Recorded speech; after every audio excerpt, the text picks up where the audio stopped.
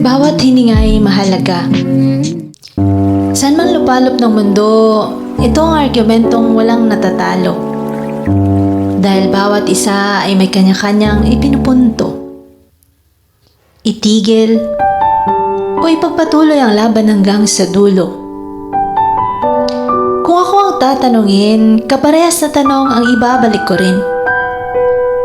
May pagkakaiba ba ito sa pagkitil ng buhay ng tao? Madja-justify mo ba kapag haharap ka na sa Panginoon mismo?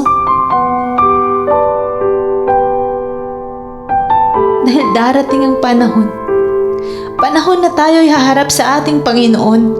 Tuwid mo bang masasabi ang iyong rason, "O aking Panginoon, naawa kasi ako kaya ko lang nagawa iyon"? Kaibigan, ako'y nababahala na baka sa panahong iyon, mahal mo sa buhay ay binibigyan lamang ng pagkakataon na maiayos ang kanyang relasyon. Pero paano? Paano kung sa araw ding iyon, ika'y nagdesisyon? Buhay na bigay ay tuluyan ng isuko sa kanyang mga kamay. Sana wag nating pangunahan ang siyang may likha na makapangyarihan.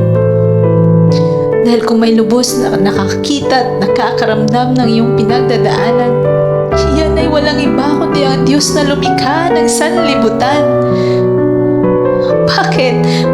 Bakit ko ba ito pinaglalaban? Dahil minsan ito din ay aking napagdaanan. Ama ko ay maagang lumisan sa karamdaman na tinakaya ng anumang gamutan.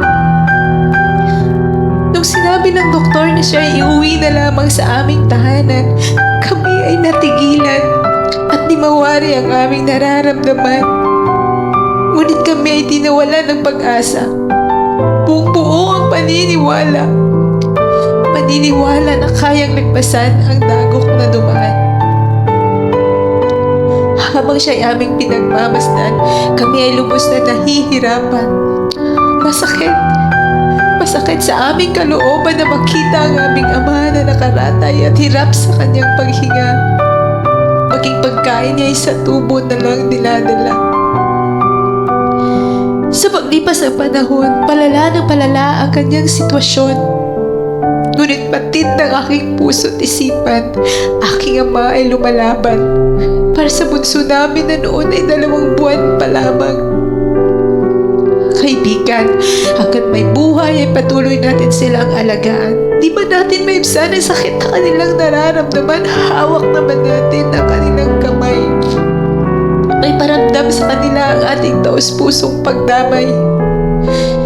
Ibigay ang tamang pag-aaruga hanggang sila ay tuluyan ng mamahinga.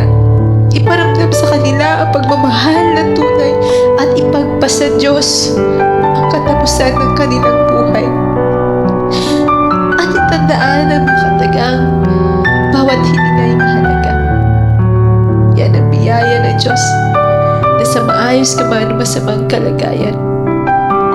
Siya ang nabigay ng buhay at siya lang tanging babawi nito sa panahong itinakda niya sa iyo.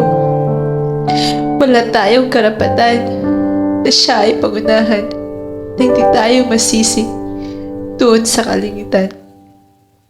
Bawat hiningay mahalaga.